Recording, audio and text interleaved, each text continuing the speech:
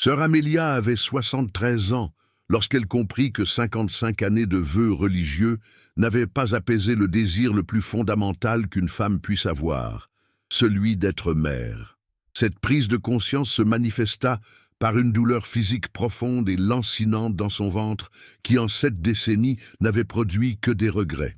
J'étais au couvent Notre-Dame de la Conception à Braga, cette ville du Minho aux églises baroques et à la dévotion ancestrale, lorsque Thomas Carvalho arriva comme bénévole dans le cadre d'un programme de service communautaire. Il avait 22 ans et était étudiant en travail social à l'université de Minho. Grand, les cheveux noirs, de grandes mains qui s'occupaient avec douceur des personnes âgées accueillies au centre de jour du couvent. Amélia était chargée de coordonner les bénévoles. La première fois qu'elle a parlé avec Thomas des horaires et des tâches, elle aperçut chez lui une véritable bonté, non pas feinte, mais profonde.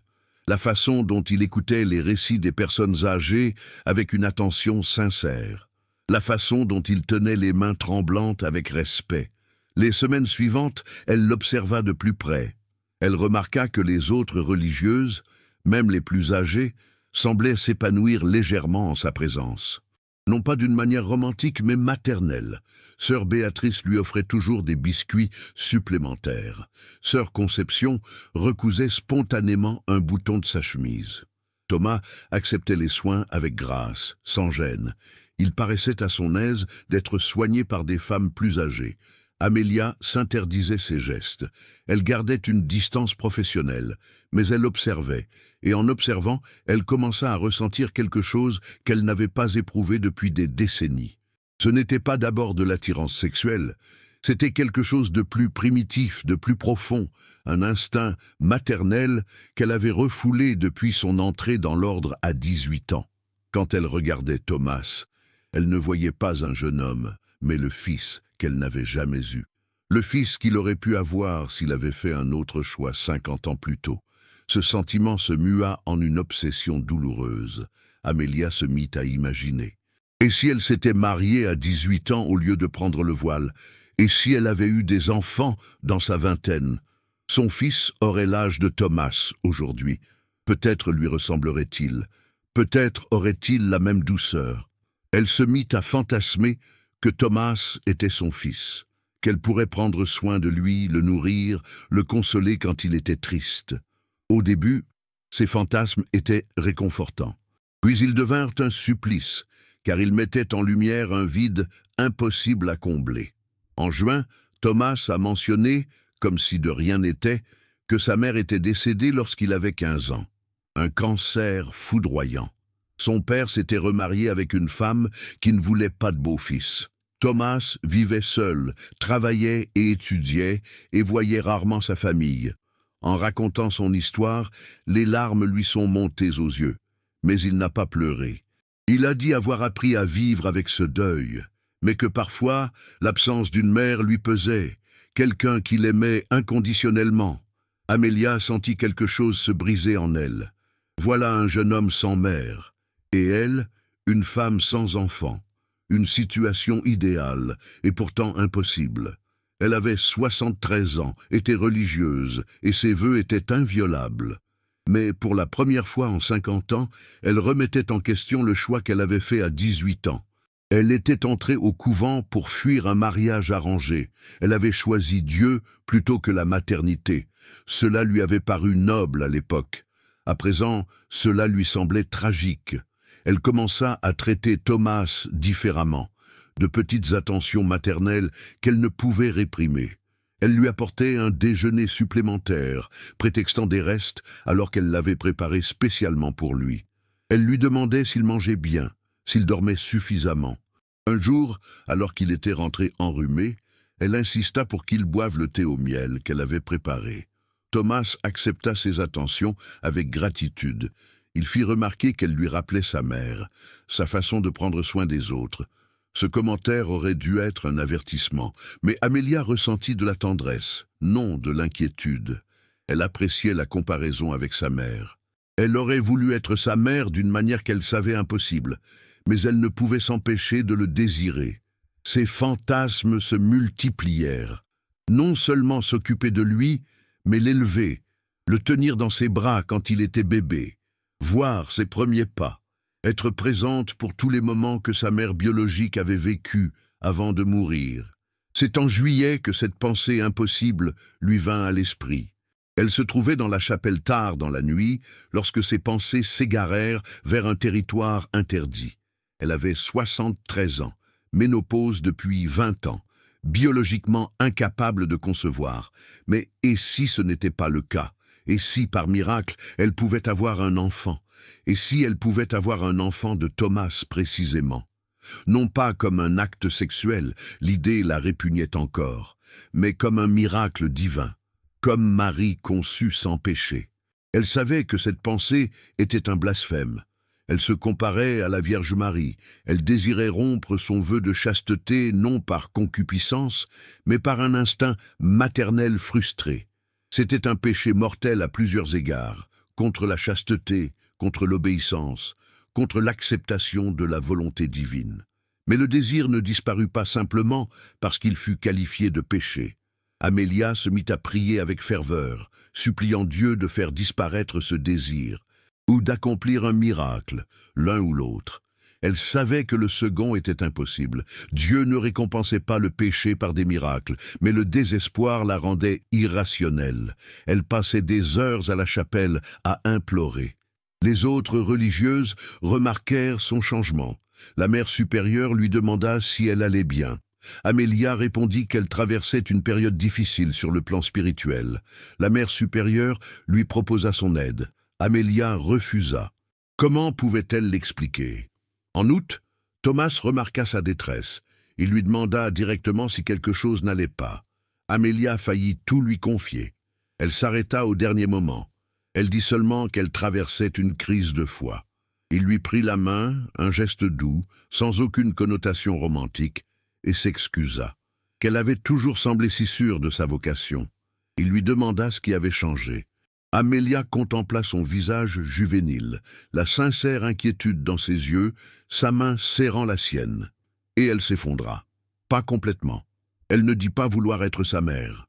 Mais elle confia avoir compris trop tard que les choix qu'elle avait faits à 18 ans avaient eu des conséquences qu'elle n'avait pas saisies à l'époque, qu'elle avait renoncé à la maternité sans vraiment comprendre ce qu'elle abandonnait, qu'à présent, à 73 ans, elle ressentait cette perte comme une plaie ouverte.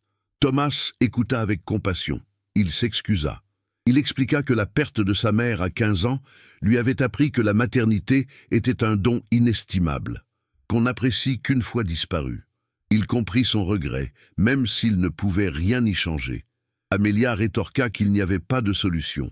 On ne pouvait pas remonter le temps. Elle avait fait un choix irrévocable. Puis il dit quelque chose qui la surprit. Il dit que, même s'il ne pouvait changer le passé, il appréciait l'attention maternelle qu'elle lui portait, que cela comblait un vide laissé par sa propre mère. Il lui demanda si ce serait déplacé de la considérer comme une figure maternelle. Amélia sentit les larmes lui monter aux yeux. Elle répondit que non, qu'elle le voyait déjà ainsi, en secret. Leur relation changea après cette conversation. Non pas de façon romantique, mais d'un point de vue filial, officieux. Il commença à l'appeler Mère Amélia, en privé, mi-plaisantin, mi-sérieux. Elle accepta ce titre avec un mélange de gratitude et de douleur. Elle pouvait faire semblant d'être sa mère, mais la réalité demeurait. Elle ne l'était pas. Elle ne le serait jamais. Son corps ne l'avait pas mise au monde. Elle n'avait aucun droit légitime sur lui. C'est en septembre que l'obsession atteignit un paroxysme dangereux. Amélia commença secrètement à faire des recherches sur les grossesses tardives. Elle découvrit des histoires de femmes tombant enceintes naturellement à 50 ans, 60 ans, dans de très rares cas. Rien à 73 ans. Mais il y avait les traitements de fertilité, le don d'ovocytes, les technologies modernes. Théoriquement, elle le pourrait, si elle quittait le couvent, si elle parvenait à convaincre Thomas. Si, elle savait que ses pensées étaient illusoires. Mais elle ne pouvait s'en empêcher. Elle commença à imaginer tout le scénario. Elle rétablirait l'ordre, demanderait à Thomas de l'aider à avoir un enfant par fécondation in vitro, élèverait un enfant génétiquement issu de lui et d'un donneur anonyme. Elle serait enfin mère. Thomas serait père, mais aussi comme un fils, puisqu'elle le voyait comme un père. C'était déroutant, problématique, probablement impossible. Mais le fantasme persistait. Poussée par le délire, elle fit l'impensable. En octobre, elle aborda Thomas avec une proposition. Elle lui dit qu'elle savait qu'il était fou, mais elle lui demanda s'il accepterait de l'aider à avoir un enfant. Non pas par voie naturelle, mais grâce à la procréation médicalement assistée. Elle quitterait le couvent, il ferait un don de sperme, les médecins s'occuperaient du reste. L'enfant serait le sien, et elle l'élèverait. Il pourrait s'impliquer autant ou aussi peu qu'il le souhaiterait. Thomas était sous le choc. Il lui dit doucement qu'il comprenait son désir, mais que ce projet était irréalisable. Elle avait 73 ans. Les médecins n'aurait jamais approuvé une fécondation à son âge. Le risque pour sa santé serait énorme. Et surtout, sa motivation semblait fondée sur le regret et le désespoir, et non sur un désir sain de maternité. Il ne serait pas juste qu'un enfant potentiel soit la solution à son traumatisme. Amelia savait qu'il avait raison, mais le désespoir l'aveuglait. Elle insistait, elle disait que c'était possible, que Dieu pourrait le permettre. Thomas lui répondit que Dieu ne lui demandait pas cela, qu'elle exprimait des regrets de façon malsaine, qu'elle avait besoin d'aide, non pas d'un fils, mais d'un thérapeute, peut-être d'un guide spirituel qui pourrait l'accompagner dans cette épreuve. Son refus a brisé quelque chose en Amelia. Elle a soudain réalisé à quel point elle s'était éloignée de la réalité. Elle était devenue obsédée par une maternité impossible, au point de perdre la raison. Elle demandait à un jeune homme de 22 ans de l'aider à réaliser un fantasme délirant. Elle était prête à bouleverser l'ordre établi, à dépenser ses économies dans un traitement impossible, peut-être même à risquer sa propre vie. Tout cela pour un désir qu'elle aurait dû accepter et mûrir depuis des décennies. Elle s'excusa auprès de Thomas. Elle reconnut qu'il avait raison, qu'elle n'allait pas bien. Il lui suggéra de parler à la mère supérieure. Amelia accepta. La confrontation avec la mère supérieure fut humiliante mais nécessaire. Elle lui confia tout, son désir maternel tardif, son obsession pour Thomas, son projet illusoire de féconder un enfant. La mère supérieure l'écouta avec compassion, sans jugement. Il expliqua qu'Amelia vivait ce que certaines religieuses vivaient, une prise de conscience tardive du sacrifice qu'exigeait la vie religieuse. Il ajouta qu'il n'était pas rare d'éprouver des regrets face à l'abandon de la maternité, mais que la solution n'était pas de poursuivre l'impossible, mais d'accepter cette perte. Il lui suggéra une retraite de 3 mois dans un couvent spécialisé dans l'accompagnement psychologique et spirituel. Amelia accepta. Elle quitta Braga en novembre. La retraite fut douloureuse, mais réparatrice. Elle travailla avec un thérapeute et un conseiller spirituel pour explorer ses regrets, comprenant comment le traumatisme d'avoir été forcée d'entrer en faculté de droit à 18 ans avait engendré un déni qui finissait par s'effondrer. Elle apprit qu'il était légitime de faire le deuil d'une vie non vécue, mais que la solution n'était pas de tenter de la vivre a posteriori, mais plutôt d'accepter ses choix. Elle est revenue en février. Thomas était toujours bénévole, mais leurs échanges étaient différents, plus distants, plus appropriés. Elle avait fait le deuil de son fantasme maternel. Elle comprenait qu'il n'était pas son fils et qu'il ne pourrait jamais l'être, que ses désirs ne devaient pas reposer sur lui. Il exprima son soulagement de la voir aller mieux.